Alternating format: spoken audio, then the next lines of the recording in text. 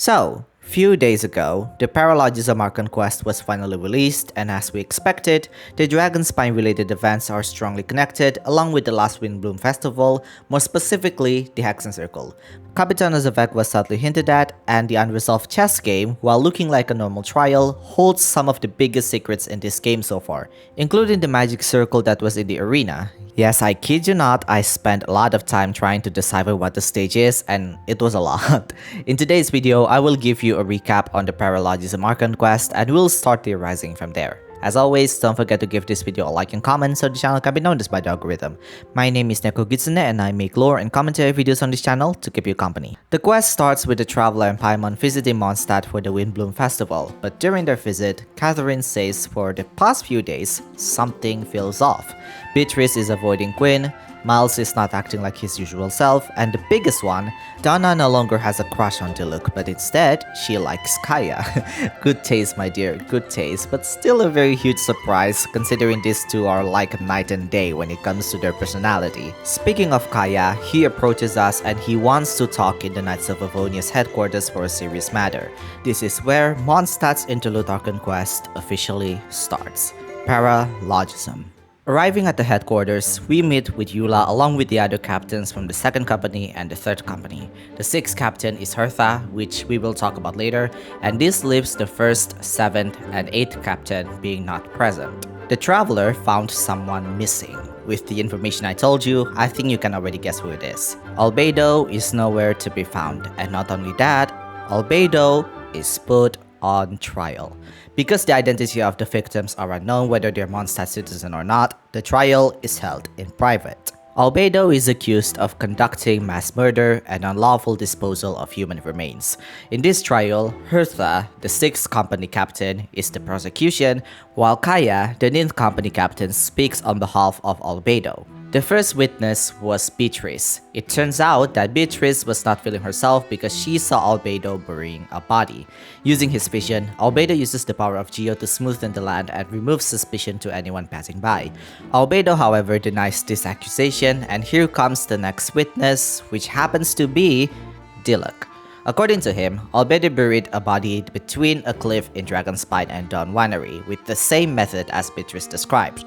This time, there's proof of evidence, the remains of the teeth and femur of the victim. Since the disposal is relatively new, it could mean there's alchemical influence at play to accelerate the decomposition. Even with Sucro's alibi, it's not enough to prove Albedo's innocence because she was not fully present at the day of the crime. What's worse is that there's a letter that is supposed to be Albedo's correspondence, and in it, all of the writing is indeed made by Albedo, especially there are mentions of alchemical terms and a project with birth and death. With all this heavy evidence, it is concluded that Albedo is sentenced guilty. After Albedo is taken away, Rosaria approaches the traveler, telling him that there's someone who wants to meet him. Before you go there, recollection event plays, recapping the limited time Shadow Amidst Snowstorm event, which, mind you, is a limited time event from 2.3 exactly 4 years ago. I find it so strange that they do this because I think they realized how some of these limited time events are just not meant to be limited, and this is giving that tape on a leaking water tank meme. If you want to know what happened, you can watch my previous video for the recap, or you can just read the context on screen. Anyways, we meet Fenty and Dahlia, who are not only close friends, but Dahlia also knows Fenty's true identity, since he is the deacon of Church of Avonius and also the herald of Barbados, so it makes sense for him to know Fenty's identity.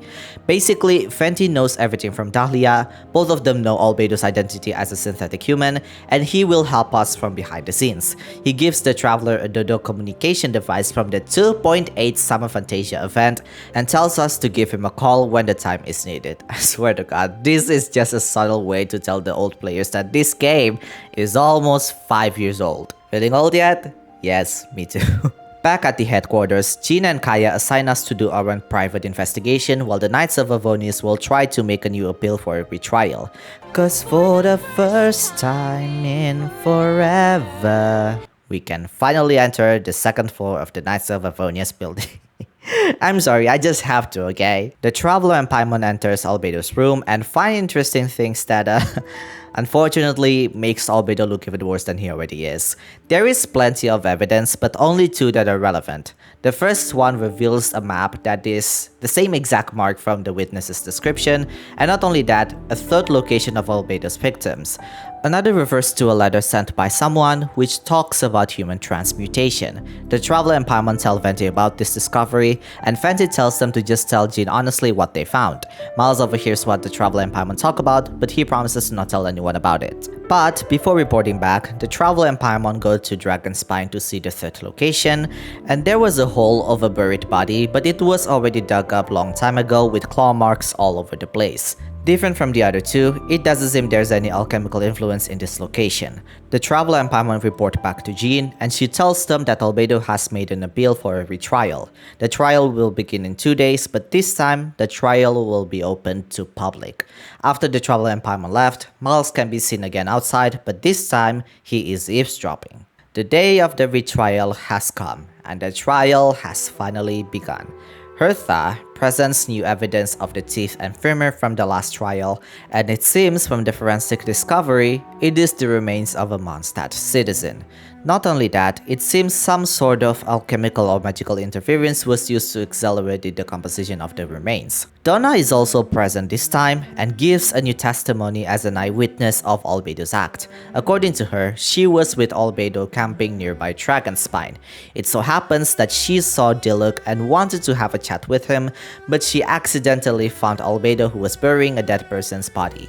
Terrified, she fled, but she never shook off the fear that she might be the next victim. Since that day, Donna wished she never had a crush towards Diluc.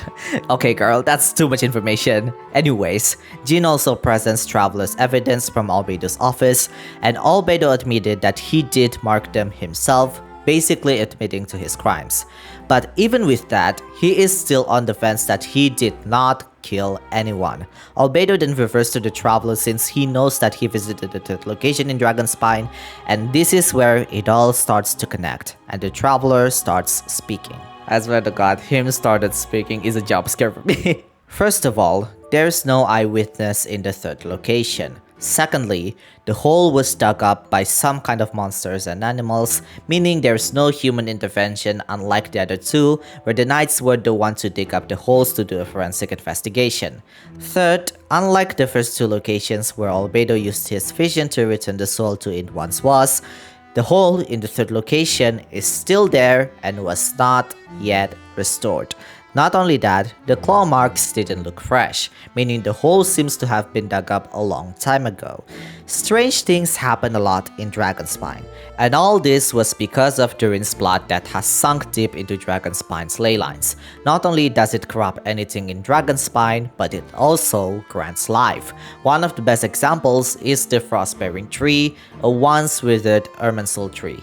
This also includes one of Rhinedottir's failed experiments in the primordial human project, Albedo, meaning the third location did not happen recently and at a different time, one can say 4 years ago. If you guys remember, Albedo attempted to do an assassination on Albedo, but it turns out that it ended up the other way around. Albedo admitted that he had killed his doppelganger and buried their body in Dragonspine, and the third mark is the said location. It's important to note that Rhinedottir's first attempt in making Albedo was not yet human, meaning Albedo is not yet a person and is no different than the monsters that Rhinedottir created.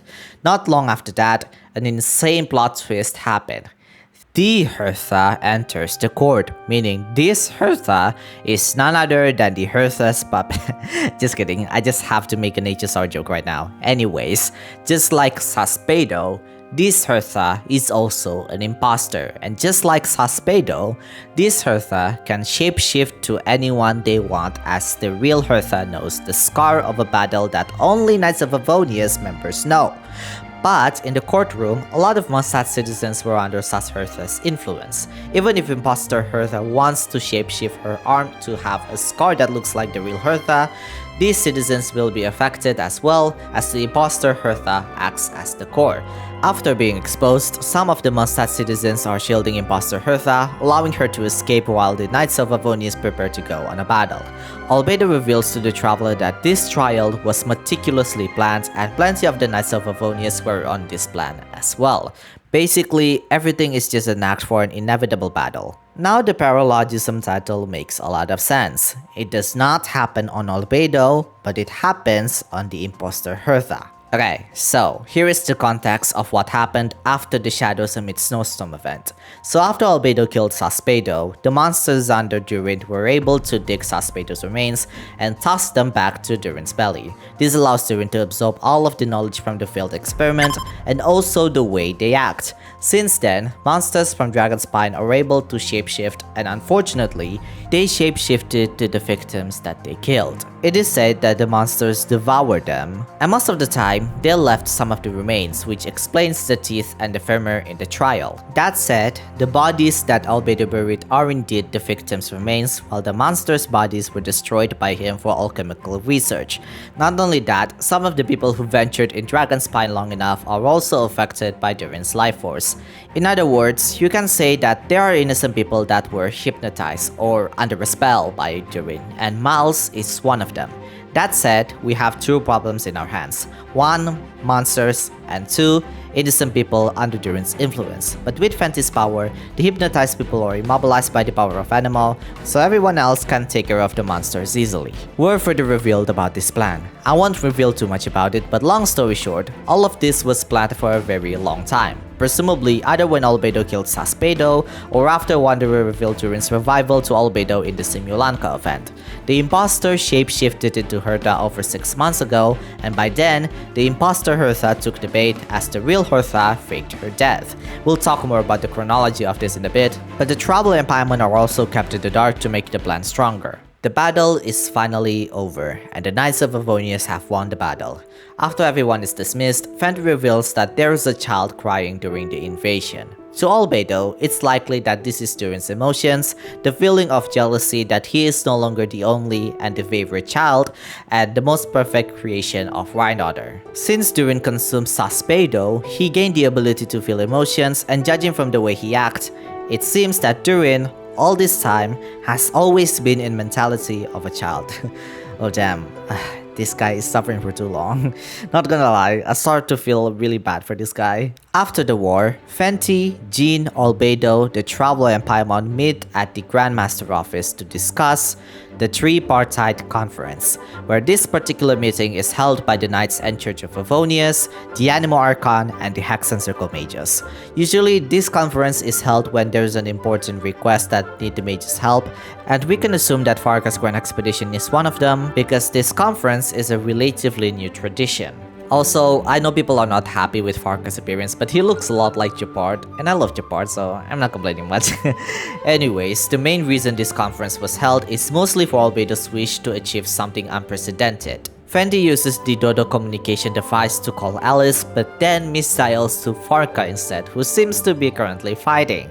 There's really isn't much to say in Varka's call other than Notcry seems to be quite rough, so yeah, we kind of know that already. After redialing, Alice answers the call and quickly appears in the room in a Dodoko doll.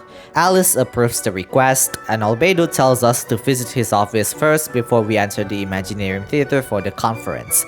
In his room, we found the Simulankan Durin, or also known as Mini Durin. Long story short, this little Durin here came from a world of Simulanka, and this is the creation of Rhinedottir, but soon materialized by Alice and Barbeloth. You can watch this video for the full recap. In any case, Durin has been in Mondstadt for some time, and he is Albedo's intended subject for human transmutation, meaning Albedo wants to turn Durin into a human. After that conversation, the gang enter the Imaginary Theater and talk to Alice about their proposal. Albedo's main goal is to kill the Dragonspine Durin. Knowing that this druid will revive soon and is inevitable, Albedo's solution is to kill the dragon spine druid, retrieve his heart, and put it along with the materials needed to create life to Mini Durin.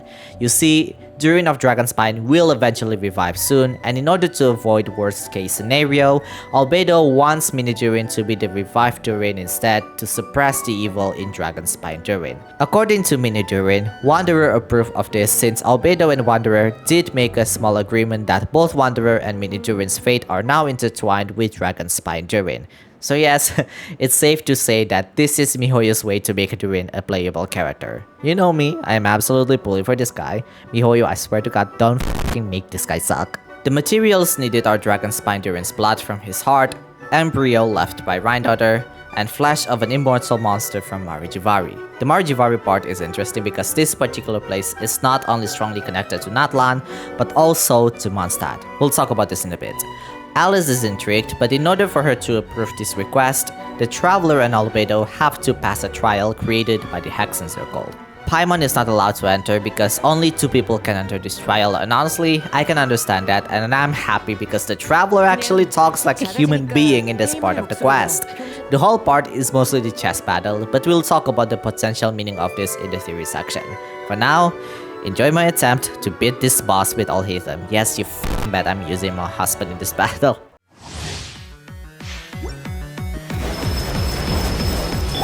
얌전히 있어! 얽혀들어라. 똑바로 서야 할걸? 얼어붙어라!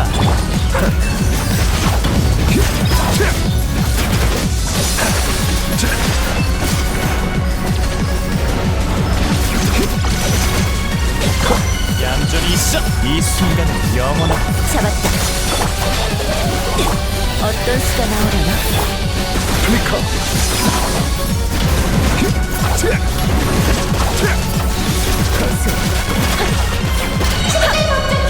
재밌지? 마무리. 작업 끝. 애군 타파. 감기 조심.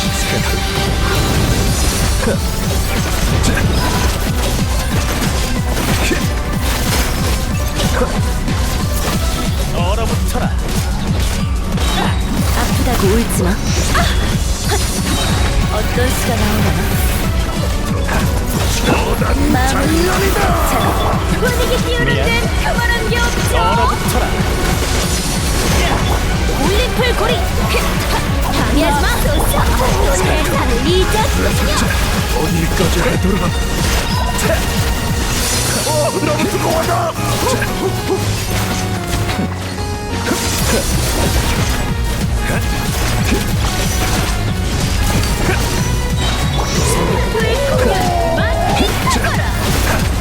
얌전히 있어! 감기 조심!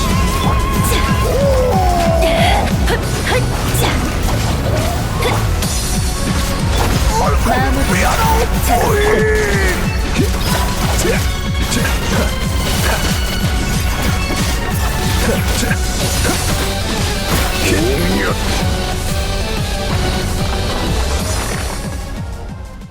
I'm just gonna say, this thing is so fucking difficult with a free team.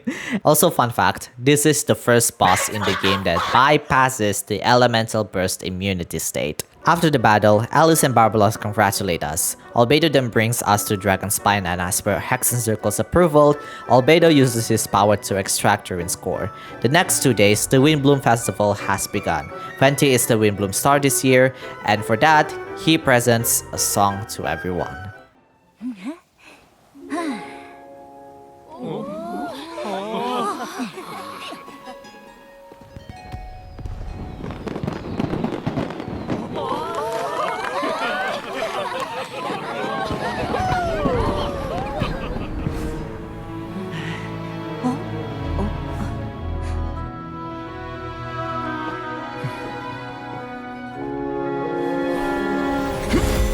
나 여기서 형성의 축복을 행하노니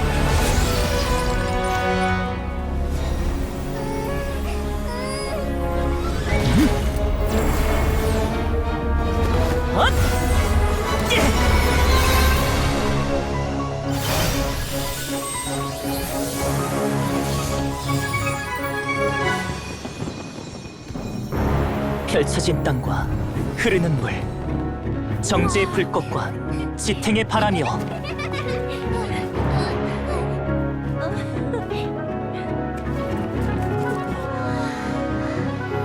18번 경로와 세계, 그리고 20번 경로를 넘어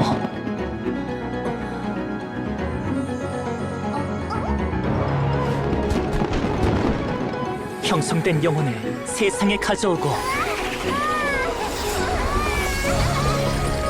부식된 것을 신성한 육신으로 승화하라. 현자들이여, 나의 위협을 지켜보소서.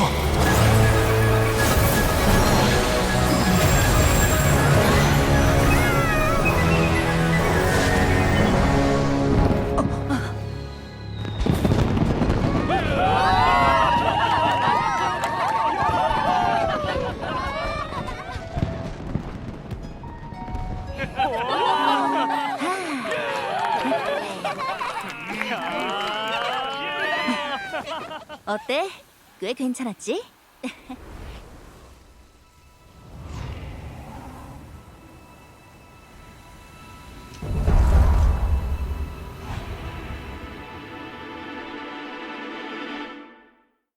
Damn, that was so good. Unfortunately, we are unable to immediately see Durin, but it's safe to say that we can see him as a playable character in the upcoming patches. Albedo feels better for himself, and he is confident that Rhinedottir will be very proud of him. Speaking of her, Albedo also tells the Traveler and Paimon that his task to find the truth of this world means getting alive. While it's easy for most humans, it's difficult for Albedo because he is a synthetic human, meaning he has to learn everything from zero. From learning the world in him and surrounding him, his own identity to the people he interacts with, and in order for Albedo to be a human, he has to inhabit life, and to him, that's the truth of this world. Being alive is just existing, but having a life is what makes you a human, which honestly is quite poetic, and I kind of agree with that statement. Now that the Dragon Spine Durin is dead and technically in Mini Durin, he now has to exist and face the same constraint like everyone else. As for whatever the choice and what kind of family bonds they have, to Albedo, it's also part of being a human. Even though Rhinedottir is not present, he knows that she has given him the approval of doing this project. Since devouring Nabirius, she has found a bit of peace. Huh, Nabirius. They're addressing it now, huh? So Nabirius is first mentioned in Albedo's character story, and for almost 5 years, all we know is that the heart of Nabirius was found by both Albedo and Rhinedottir a very long time ago in the dungeon. In this quest, they finally revealed what it is. Honestly, I'm also just as curious, so this will be interesting. Oh my god! Oh my god! Oh my god! Oh my god! Oh my god! Oh my god! Oh my god! Oh my god! What? I kid you not, until this day, I'm still trying to digest that information because that's probably the biggest lore bomb so far, especially since they already told us the Shade of Life's name, and for 5 years, we know nothing about it. I even paused a minute straight during recording because I genuinely thought I was caught off guard. Like, what? You know what makes it even worse for me? Albedo reveals that not only Nabirius is not gone could presumably mean they were assumed to be dead, but in fact, they become one with Rhinedottir after devouring their heart. What? Traveler, Paimon, you're not going to question that? She's a fucking sinner of a kind, let alone she is now a shining shade. You're just going to let that slide? Anyways, Albedo bids adieu and Fenty approaches the Traveler and Paimon. Fenty gives the Traveler and Paimon a gift from the Hexen Circle Mages, but it will reveal itself soon once the time is right. Before heading to the tavern, Fenty recites a poem. When no love remains for the songs to tell, the world becomes naught but an empty shell. Cruel is fate, cruel it may be, were it not for a hero who could set us all free. Through shadows so cold, he sought wisdom and told, chasing a fragrance the wind only knows. Thus, wistfulness waned and faded into the night as he stepped from the darkness and into the light. This is where Paralogism Archon Quest ends. That was a lot, and we need to talk about them. Even though this quest is not that long, I would say the amount of information in this quest is so packed that it rivals most of the main Archon quests so far. That said, let's start with the theory section. But of course, if you watch my videos long enough, you know the drill. It's been some time since I'm struggling with writing a script, and this one is definitely one of them because I have to explore a lot of past lore. That said, if you can give this video a like and comment, that will help this channel a lot, and of course, if you don't want to miss out my videos, don't forget to subscribe because that helps this channel a lot to be pushed by the algorithm. With that said, let's move on to the theory section. So one thing that I want to mention is how all this happened over 6 months ago. If we take a look at the timeline from this Archon Quest to Natlan's final Archon Quest, it has been 5 months since then, and since this whole patch lasts for a month and a half, we can add that and in total 6.5 months since then. That said, it's safe to assume that the fake Hertha starts to take shape after Capitano's deal with Renova. Of course, the most likely answer is that all of this is not related, especially the root of this cause is Durin having a very human consciousness ever since he absorbed Albedo. But that said, it proves that Durin has strong influence in Dragonspine's ley lines since the monsters were able to shapeshift, and not only that, able to somehow hypnotize people that entered the mountain. That said, however, I find it interesting that we faced disasters over disaster for the past few patches, and all 3 that we experience are related to ley lines somehow. Since we presumably will be going back to Natlan in the next patch because, you know, the Gnosis is not yet taken, then we might get all of our answers from there. At the beginning of the quest, we were introduced to other Knights of Avonia's company captains. And unfortunately, we don't get anything much from Varka since it's basically just an oops, I called the wrong number type of situation. Not gonna lie, I'm a bit disappointed, but here's something to make it up for you all. Before we continue to other important lore, here's some interesting things that you need to know about the Knights of Avonias, which could be very relevant once Not Cry patch is up. So, according to Kaya's character story, there's a total of 10 captains in the Knights of Avonias, of which 3 are playable characters, that being Eula of the 4th Company in Reconnaissance, Kaya of the 9th Company in Cavalry, and Albedo of Investigation Team. 3 are NPCs, that being Hertha of the 6th Company in Logistic, Note of the 2nd Company, and Skyron of the 3rd Company. 2 are mentioned, that being Frederica of 7th Company in Combined Arms and Nymph of 8th Company, and 2 are still unknown. Frederica is Jean and Barbara's mother, and she was the 2nd in command in Varka's expedition. But recently, according to Jean's birthday letter, after Varka found new information about Notcry, Frederica along with a small group of knights was soon sent back to aid defense in Dormant Port. As for Nymph, let's say she is something like Lisa's rival because Lisa was supposed to be the 8th captain, but Lisa declined and always found a way to refuse to offer whenever Nymph and Varka brought it up. Considering that's the case, we can assume that the 8th company is related to magic or elemental forces. Something interesting about the 9th Company is that all of the members in the 9th Company are currently on Varka's expedition except Kaya, and considering that presumably the 1st and Nymph are not present in this Archon Quest, this could mean the 1st and 8th Companies are currently on the same expedition as well. It should also be the main reason why there's no horses in Mondstadt. At this point, just bring Kaya to the expedition really. There's also another subgroup called the Outriders, which was established by Amber's grandfather. However, he abruptly went missing 4 years ago, resulting in most Outriders losing their skills and discipline, making this group obsolete and leaving Amber as the only member. Adding to the current timeline of the game, it could be said that this was found around 9 years ago. That was a very long time now that I think about it.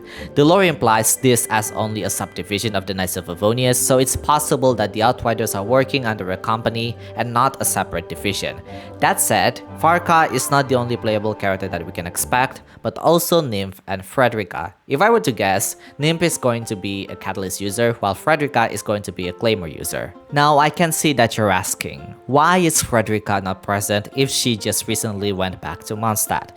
If we take a step back again, Frederica was sent back to Mondstadt very recently, and she was specifically sent back to Dormant Port to aid in their defense. This could mean whatever is happening in Dormant Port could be far more dangerous than what is happening in Mondstadt at the current moment. Not only that, apparently, the port is far enough from the city that the reconnaissance company led by Eula has to constantly patrol the trading route during when Lesserfest. It's basically another one of Mondstadt's yearly events, but that's irrelevant. The point is, it's quite far from the city. The port is also a part of trading ports in Tevat, including a trading route in Liyue Harbor, Rito, Port Ormos, Sneshnaya, and while not confirmed, Lumidos Harbor could be one of them. You see, if she was dispatched back to Mondstadt, this could mean something bad is going to happen in Mondstadt, but it's more than likely not related to Paralogism or Conquest. It could be something worse, something that could either be related to the Fatui or maybe abyssal monsters that surfaced from the sea.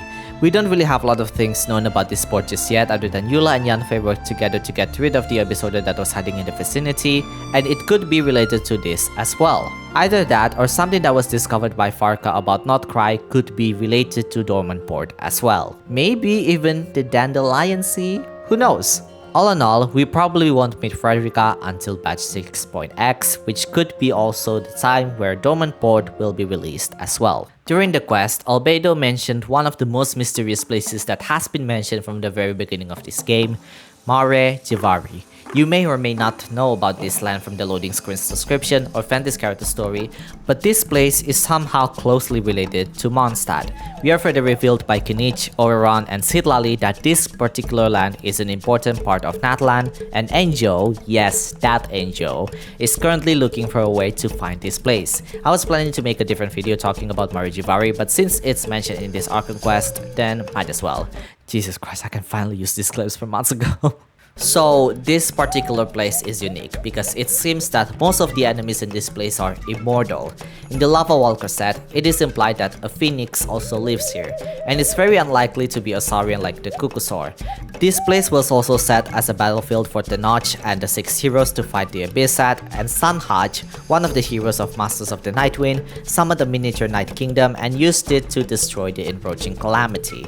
However, this resulted in him and Tenoch losing their lives. The place also terrible for growing vegetables, so we can safely assume that this is a very desolate place, and Oreron would probably hate this place. Don't bring Oreron to Mare Jivari during its release. According to Citlali, the ashes of warriors and monsters that died there covered the entirety of this land, and their cries can still be heard until this day. Sometimes the towering fire in that land is still active to drown these noises out. Some great adventurers would challenge themselves to go there, but ended up never returning, with Stanley, a renowned adventurer in Mondstadt, as one of them, who died protecting his friend Hans. Back to what Citlali said, around 20 to 30 years prior to the game's events, an enormous monster the size of a mountain was soon roaming inside Mare Jivari, and somehow, the land just disappeared from the face of Tevat. It's possible that this is the same monster that attacked Stanley and the materials used to create Mini-Durin, but that's pure speculation for now. According to Kinich, it's very difficult to even go to this place, but we also learn again from Citlali that there are few settlements in the place where Mare Jivari used to be at the westernmost of the map.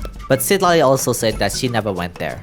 We all know that Mare Jivari is the final piece of Natlan expansion because until this day, we can't upgrade the Statue of the Seven and Tablet of Sona to their maximum potential yet. I doubt they'll keep it that way until Notcry patches up anyway, because there will be new Oculus and Sigils to collect, so we can at least expect Mare Jivari to be released very soon. But what's in there? What lore we can expect? Well, for starters, it could be the place where Vanessa's tribe reside before they leave Natlan, and 2, we could find more information regarding the dark monster that engulfed the land. We might even learn more about the Hexen Circle in this place. Also, I am a bit disappointed that this foggy island is revealed to be a Scorpius boss material, and we don't really have much lore relevance to talk about this particular land. Extra. Hi, Editing Neko here. I decided to postpone the video for a few reasons. 1, this video is so fucking massive that I can't finish it on the day I promised, which is supposed to be yesterday by the time I'm uploading this, and 2, we got new information about Mare Jivari from Orban. Well, at least not a lot of players can access it because I can't access it either. So basically, if you haven't done the Festering Fang World Quest where it involves Durin's heart, there's a new dialogue referencing a monster called Bakunawa. And Paimon also referenced Citlali talking about Mare Jivari that was made 500 years ago.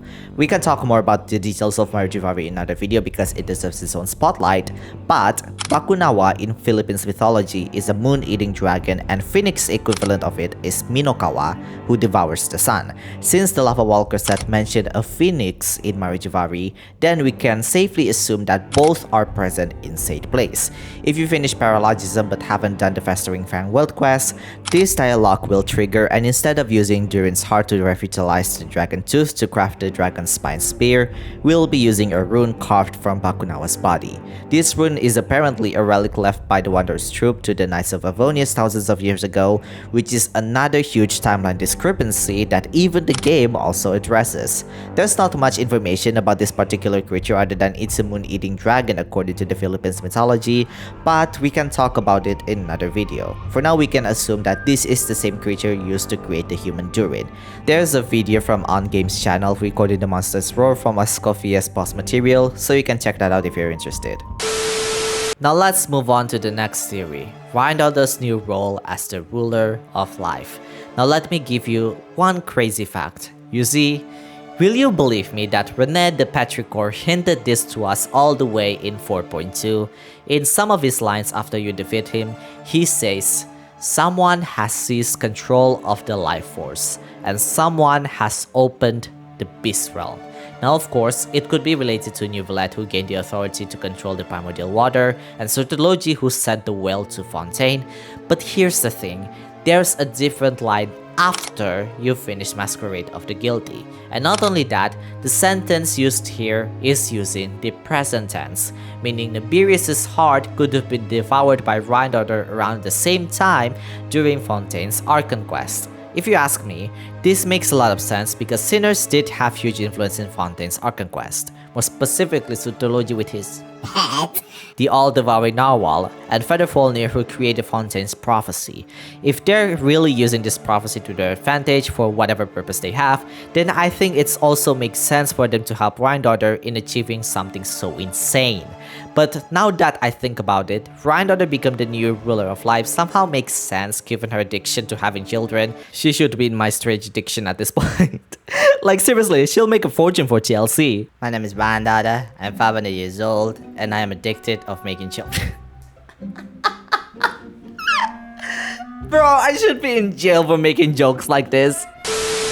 But back on topic, it's also interesting how we are told that Nibirius is the ruler of life. While we are told about this information very recently, the name was told to us back in 1.2 in Albedo's character story, while the ruler of life's lore was told to us in Fontaine's repetition Wings of Merciful Wrathful Waters, where they are the one who created the Jiria and the life of Tevat, including creating the nature, animals, and humans. Now I know this information is conflicting to what we know from Kukulkan, but since this particular information also came from before Sun and Moon, where the book itself is very pro-heavenly principles, we can take that with a grain of salt because creating here could mean that Nibirius helped the heavenly principles to move humans to Tevat.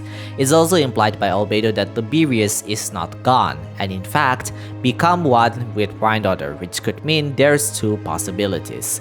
One, either they are in seclusion like Istaroth and Renova, where no one knows about their existence today, or two, they were once dead, but Rhinedottir revived her by devouring their heart. Now this is interesting because Nibirius is said to have two hearts. The first one is Primordial Sea's heart, and the second is Egeria, where she acts as the second heart of Primordial Water after taking Hydro Dragon's authority. So what Rhinedottir ate could either be the Hydro Dragon's heart, which is unlikely given Neuvillette already gained the authority of Hydro, or it could be Egeria's heart, or the third option, literally Nibirius' heart. Also, since Nibirius is said to have gone or dead, then it's possible that Nibirius also faced some sort of punishment by the heavenly principles, and it could be related to Fontaine's sin in changing Oceanids into humans. Either way, their disappearance could be very related to their dislike towards the heavenly principles. Now it begs another question, why does Rhinedottir want to become the new ruler of life? Many possibilities, but it could be related to her obsession. You see, the 5 sinners of Kynevia are just like Rhinedottir, where all of them are aiming for some sort of perfection, and knowing they are yearning for the power of the Abyss, it's safe to assume that the Abyss is the key for this perfection. But it's also interesting to note that it doesn't seem the sinners are literally working with each other because Rhinedottir is first and foremost a Hexen Circle member, and this group vows to always help each other out. So whether being a sinner is just a derogatory title by the Kyrians or they are an actual group is still unknown. But the point still stands that Rhinedottir seems to try achieving perfection when it comes to life. Albedo did talk about how imperfect the world is, but to him, making something that can make the world a better place is already a road to make the world perfect. This could also be Rhinedottir's way of, for one, her crazy experiments, and two, middle finger to the heavenly principles for destroying her land.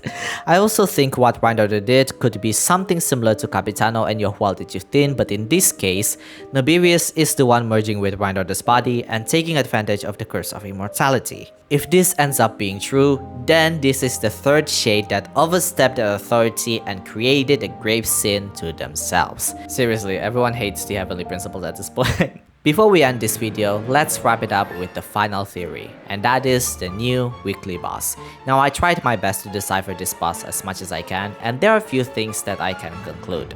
First of all of this happened in the Imaginarium Theater, which if you don't know, this place has foreshadowed bits of what we can expect in Natlan, such as the split sky at the third arena.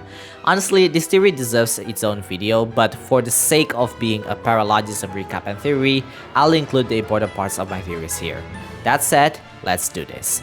The description of this stage is: legend has it that on the long river of nothingness, only after untold epochs of longing did the children who should not be earn themselves a name. For of late, mindful of the children's fate, the mages have ascended to the opening of a world gate. Now let that sink in for a second. There are a few things that we can conclude here. First of all, it could be possible that the Hexen Circle mages are responsible for guarding Teyvat. Whether they're doing this voluntarily or involuntarily is unknown, but there should be more to that story since Rhinedottir is part of this group and based on her lore, she rebels to the heavenly principles. The second description we can talk about is the boss's description about themselves, which says, a soldier entity born into being through the skills of various members of the Hexen Circle. Although their technological underpinnings are far from abstruse and touch not upon the profound wisdom at the universe's core, yet as guards of the gate's final threshold, they are a metaphor in and of themselves. This world may be governed by rules, but for those who manage to cross its verge, such constraints no longer apply. The boss we are facing here is, at first, only the king, but then the king absorbed all of the pawns, the knights, the bishops, the rooks, and even the queen. But when the king attacked us, they summoned the pieces to the player based on what we can expect when playing chess. For example, rooks can only move forward, knights can only move in L shape, bishops can only move diagonally, the pawns can only move forward and usually become a wall to most chess pieces, and the queen has the most movements. However, the moment we complete the first phase, these rules no longer apply. The king and the queen can move more freely, and sometimes their moves can be quite unpredictable. Knowing all of those contexts, there's one thing that I can conclude. First of all, it may be possible that the Hexen Circle are working under the heavenly principles. The description of the entirety of this stage points to one thing, and that is the Hexen Circle witches are the guardians of Teyvat, or more specifically, the gatekeepers of Teyvat.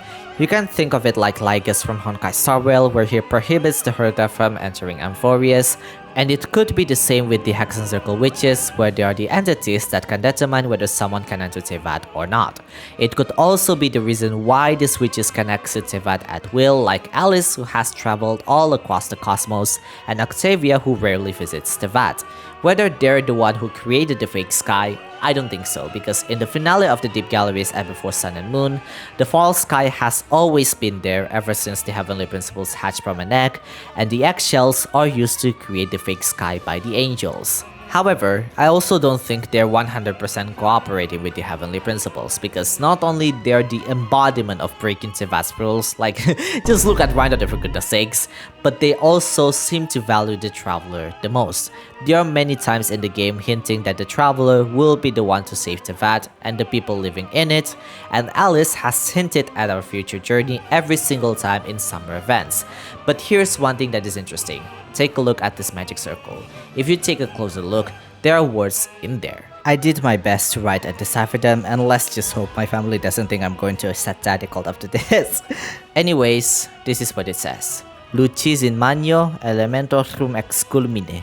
Roughly translates to light in the great elements from the summit. If I were to translate it to a more profound translation, it could be something like light of the elements from beyond.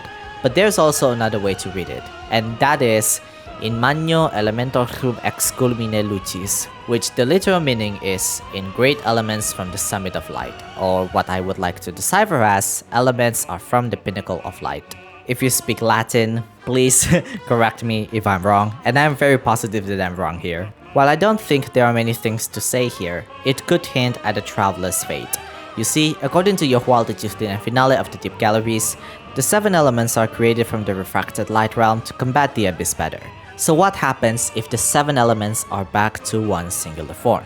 The name ether and lumin came from a word called luminiferous ether, which basically means a light that travels through the vacuum of space. Their names are also associated with the meaning of light and illuminate, so it's possible that there will be one more element in this game that only the traveler can use after obtaining the 7 elements, the light element. This world may be governed by rules, but for those who manage to cross its verge, such constraints no longer apply.